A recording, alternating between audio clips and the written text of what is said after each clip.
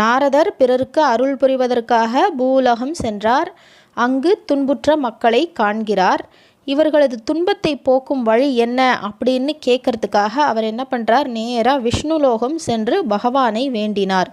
மகாவிஷ்ணுவும் நாரதர்கிட்ட, நாரதா கேள், ஏதாவது ஒரு தினத்தில் சுற்றம் சூழ இந்த சத்தியநாராயண விரதத்தை செய்யலாம்.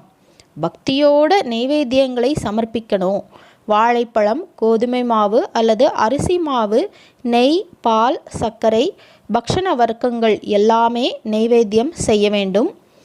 இந்த விரத மகிமையை ஒருத்தர் சொல்ல கேட்டு அவருக்கும் தட்சிணை அளித்து அனைவருக்கும் உணவு அளித்து வீடு திரும்ப வேண்டும். இந்த பூஜை வழிபாட்டு முறையின்படி என்னை வழிபட்டால் இந்த கலியுகத்திலே கண்கூடாக பயனளிக்க வல்லது இந்த பூஜை அப்படின்னு சொல்லிட்டு எம்பெருமான் கிருஷ்ண பரமாத்மாவே இந்த பூஜை வழிமுறையை